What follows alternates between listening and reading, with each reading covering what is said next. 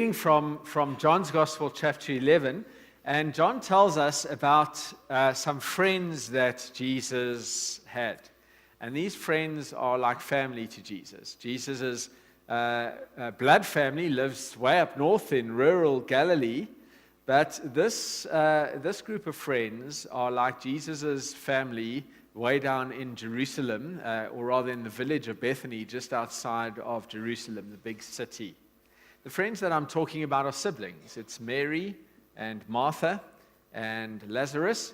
And Jesus, it seems that Jesus spent time kind of hanging out in their home when he was having downtime, relaxing with them and enjoying their company. So one day, Jesus' friend Lazarus gets sick. Jesus is not down in Jerusalem, he's up north towards Galilee, and so his friends Mary and Martha send a message to Jesus, and they say, "Lord, Lazarus is sick." And then Jesus does something very interesting. He stays in Galilee for 2 more days, and only then does he begin to head down to Bethany, to the home of Mary and Martha and Lazarus. And during that time in which he delays going down there, Lazarus dies of his sickness. And it's at this point that we pick up the reading, so I'm going to hand over to Ralph now, who's going to read to us from John chapter 11. Good morning. John 11, verses 17 through to 27. On his arrival, Jesus found that Lazarus has already been in the tomb for 4 days. Now Bethany was less than 2 miles from Jerusalem, and many Jews had come to Martha and Mary to comfort them in the loss of their brother. When Martha heard that Jesus was coming, she went out to meet him, but Mary stayed at home. "Lord," Martha said to Jesus, "if you had been here, my brother would not have died. But I know that even now God will give you whatever you ask." Jesus said to her, "Your brother will rise again." Martha answered, "I know he will rise again in the resurrection at the last day." Jesus said to her, "I am the resurrection and the life. The one who believes in me will live, and even though they die, and whoever lives but believes in me will never die. Do you believe this?" "Yes, Lord," she replied. "I believe that you are the Messiah, the Son of God, who is to come into the world." Here ends our reading. Thanks be to God. Thanks very much, Ralph. So John's Gospel contains 2 stories of people coming back to life. Ralph has just read part of the first story of somebody coming back to life. It's the story of Lazarus, and Jesus restores him to life after he dies from a nameless sickness. The other story of Jesus coming back to life was the story that we sang about in our opening hymn. The story of Jesus' resurrection, which is told in John chapter 20.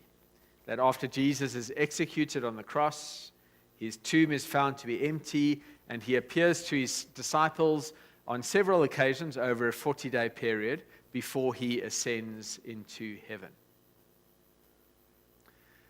This morning, I want to talk to you about the difference between resuscitation and resurrection. The difference between resuscitation and resurrection. I want to talk to you about the difference between Lazarus being raised from the dead and Jesus being raised from the dead. And it's the difference between resuscitation and resurrection. Let's look first at Lazarus being raised from the dead. We see in the story that there are similarities with Jesus' resurrection. Lazarus dies, he is dead for several days, and then he rises back to life. But the significant difference between Lazarus being restored to life and Jesus being restored to life is that Lazarus returned to life with the same body that had failed him a few days earlier. When Lazarus comes back to life, he comes to life with the same body that is just like yours and mine. Lazarus would continue to age after he had been restored to life. There would have been moments where he got sick again, and one day Lazarus would die again. And when he died, that was it for his time here on earth. He would only know resurrection when he went to have eternal life with God.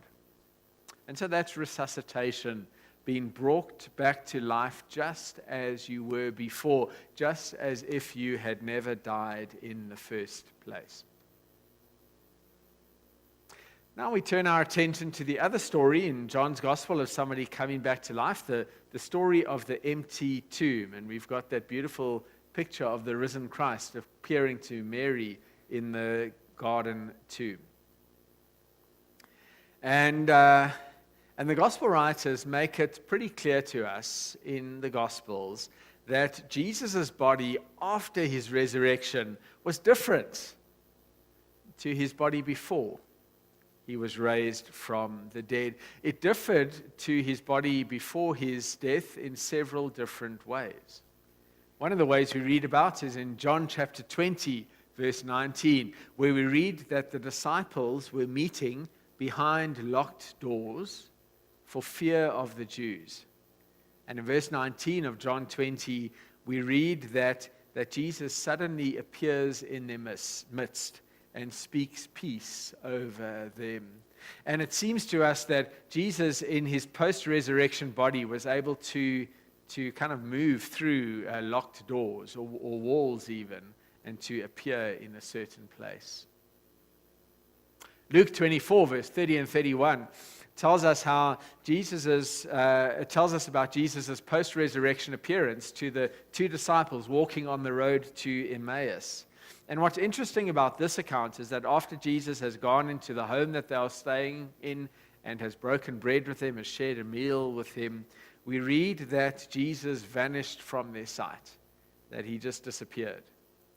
And this is not something that we read of before Jesus died. It seems that this only happened after Jesus was raised from the dead.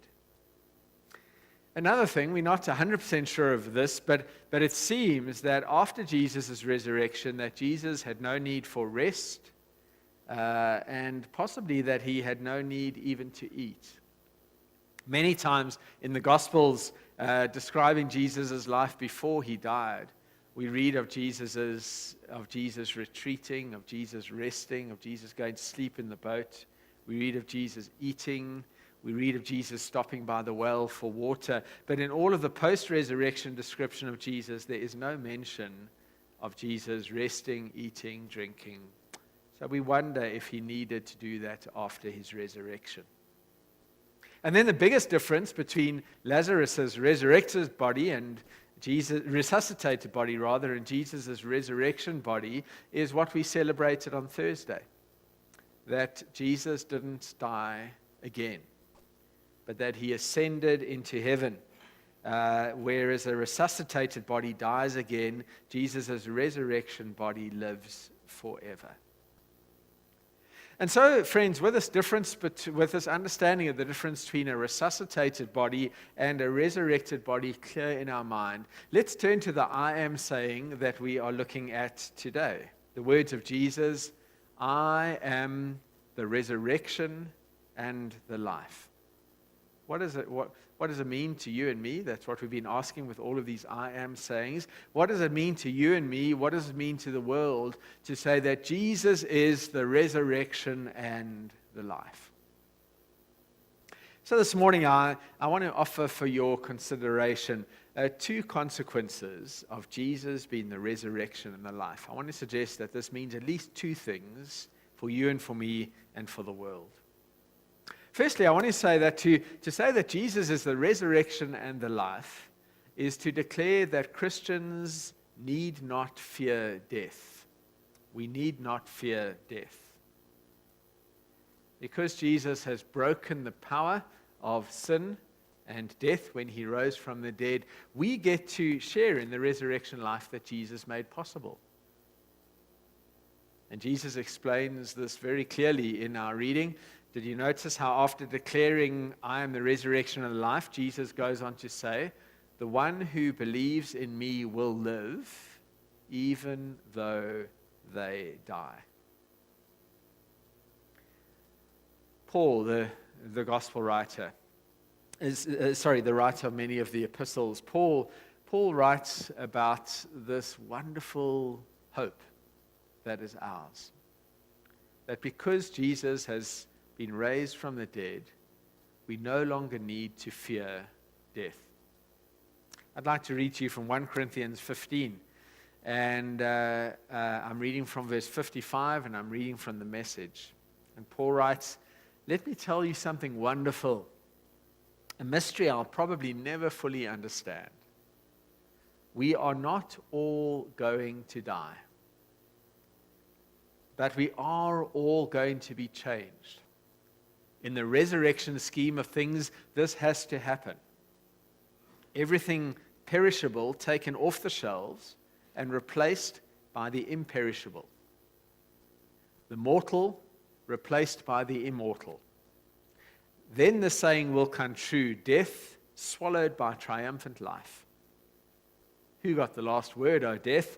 O death, who's afraid of you now?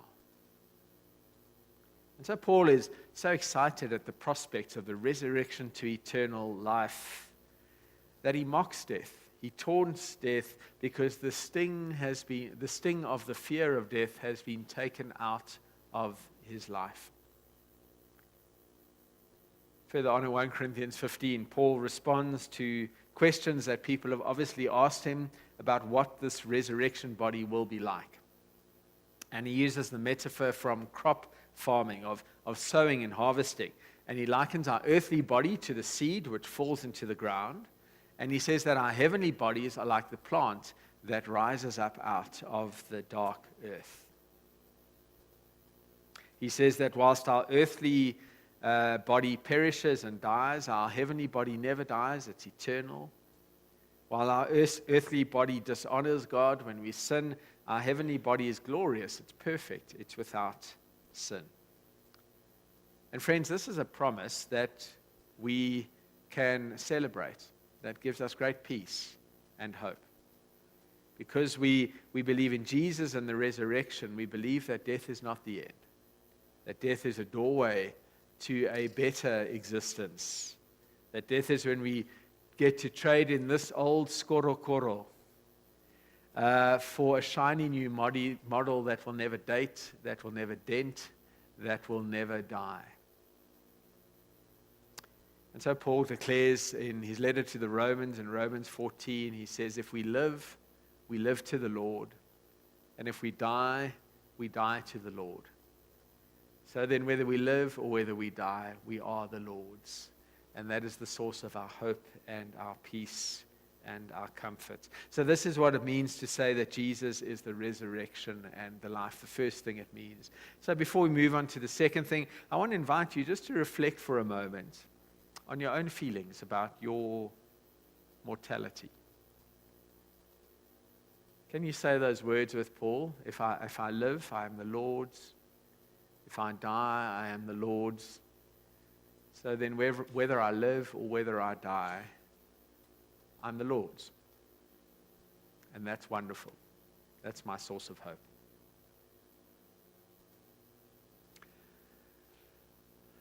Here's the second thing about Jesus being the resurrection and the life. To say that Jesus is the resurrection and the life is to declare that Jesus transforms the little deaths that we experience here on earth into resurrection hope. Now, this is important. You see, as Christians, we don't believe that we are going to be shielded from little deaths, and by little deaths, I'm talking about hardships and tragedies, sorrow, disappointment, trials.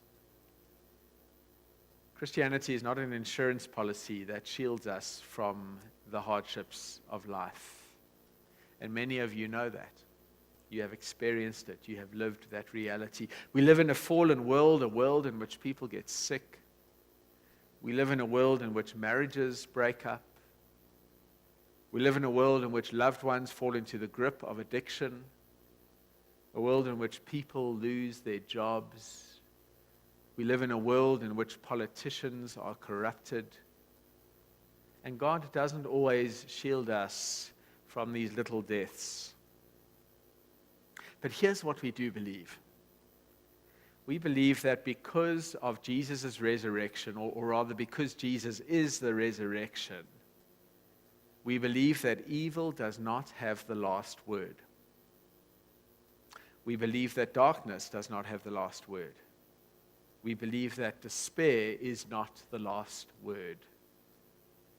Because Jesus is the resurrection, we believe that there is no situation that is beyond the power of Jesus to bring resurrection hope.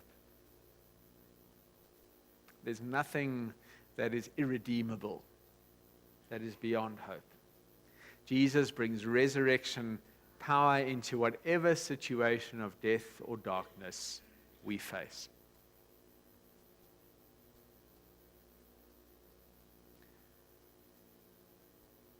Now, listen to this because this is important. That Jesus doesn't bring resuscitation to our little deaths. Jesus didn't say, I am the resuscitation and the life. He said, I am the resurrection and the life. What do I mean by this?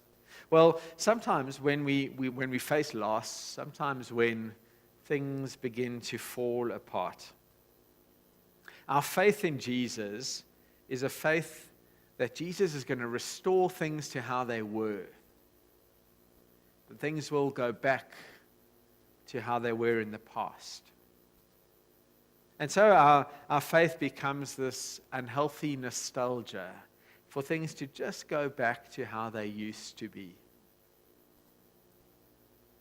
And whenever our faith becomes a nostalgic belief that God is going to restore things to how they used to be, then our faith becomes a backward-looking faith.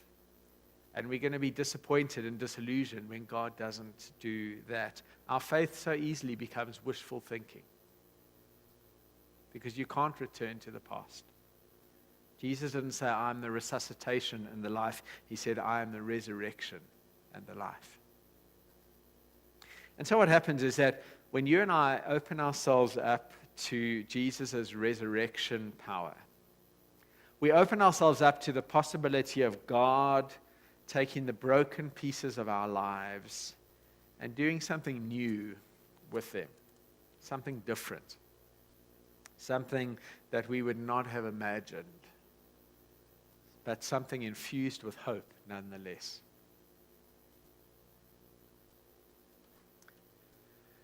This Wednesday, the 5th of June, it would have been my father's 87th birthday. And so I've been thinking about my dad the past few days. It's been 6 years since he died. And I look at my mom. You know, I look at how she's adjusted to life as a widow after 45 years of being married to my dad. And her life hasn't gone back to how it was when he was alive. There are moments when she still misses him. She has those moments of loneliness. She says she finds the evenings particularly hard. But because of her belief in Jesus, she experiences resurrection and life. God has blessed her with wonderful friends in the retirement village where she now lives. Her church is a community that supports her and in which she can serve God in a meaningful way. Her life is full, and her life is full because of her faith in Jesus and her openness to Him working His resurrection power in her life. She knows resurrection, life, and hope. Things are not what they used to be when Dad was alive, but there is hope. There is joy that comes from Jesus being the Lord of her life. And that's what resurrection looks like.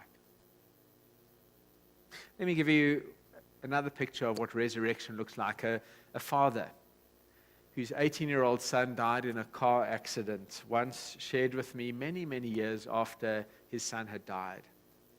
He said there were times when he wished that God could somehow have prevented that accident,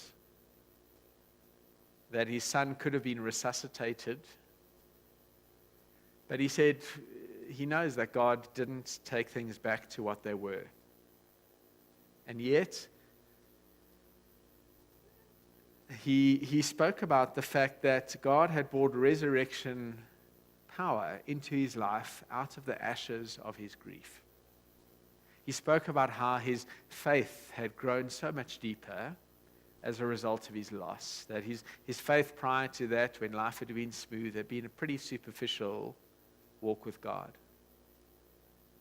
He spoke about how, as a result of his son's death, his priorities had changed, and he began to live life better. And his other relationships were enriched as a result of that tragedy. He had discovered a new area of serving God that had brought him great fulfillment, that Jesus had brought resurrection out of the tomb of his grief. And then a third story. Friends of mine, they were the first couple that I married when I arrived at Pinetown Methodist Church about 16 or 17 or 18 years ago. Both deeply committed Christian people. And very early on in their marriage, things went very wrong. There were slamming doors, there were plates thrown onto the floor and broken.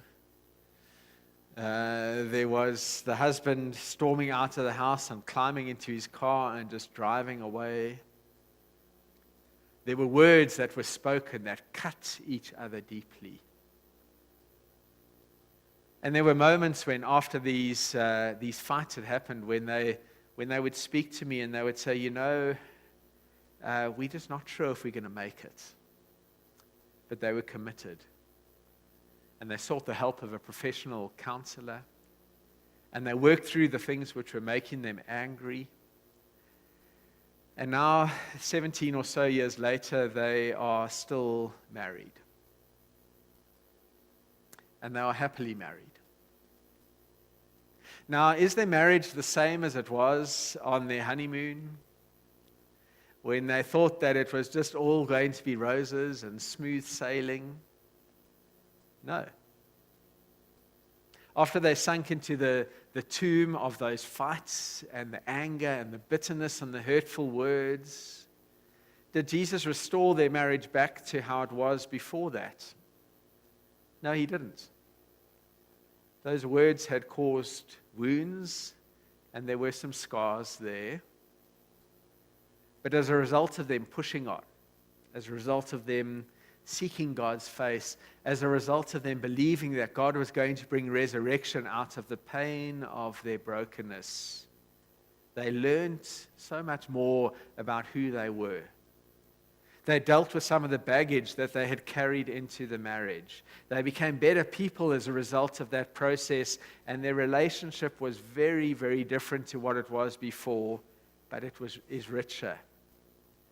It is a relationship that has shaped and molded them into more Christ-like people. And it is a marriage which gives life to their children and to their extended family and to the community that they are a part of. Their marriage was not resuscitated to what it was before, it was resurrected into something even better. And friends, this is what it means when we talk about Jesus being the resurrection and the life. Jesus doesn't always resuscitate things back to how they were. But even out of the pain of the tomb, he is able to bring resurrection life into our brokenness.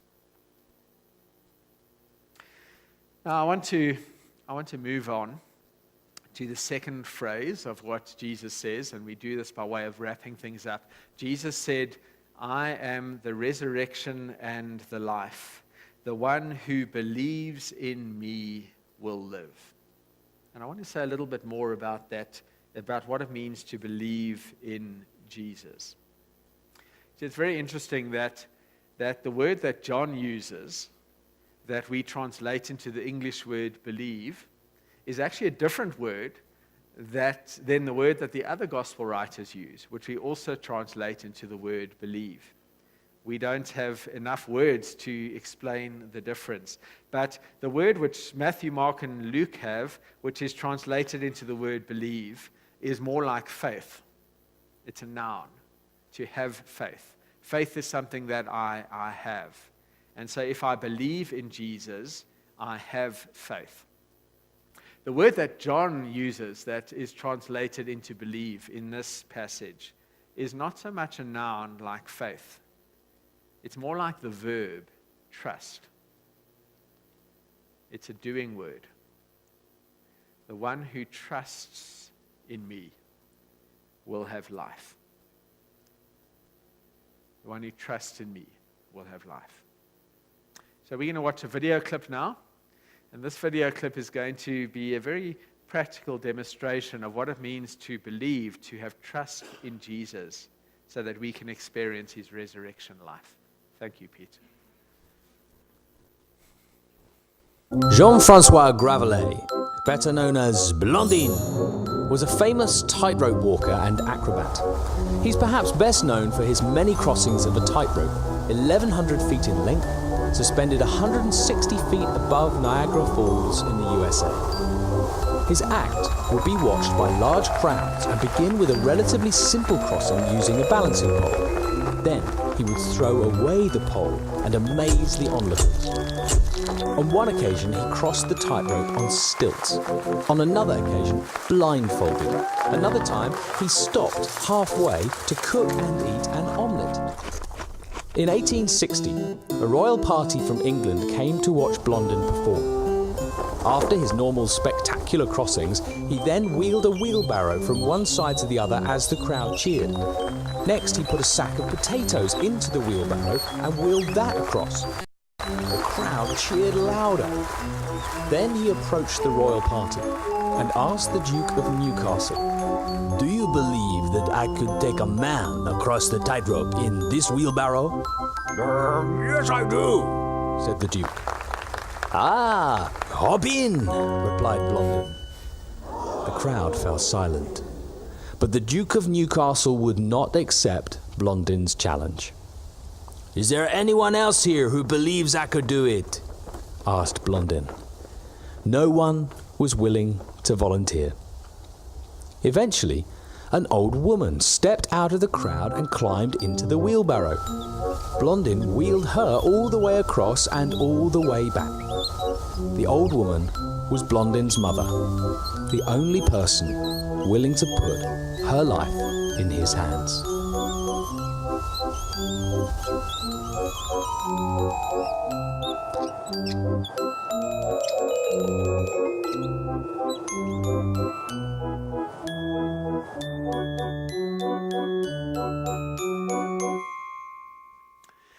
So could we paraphrase our text, our verse that we're focusing on today? Could we paraphrase the words of Jesus like this?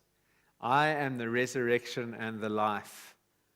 The one who climbs into the wheelbarrow will live, even though they die. Let's pray together.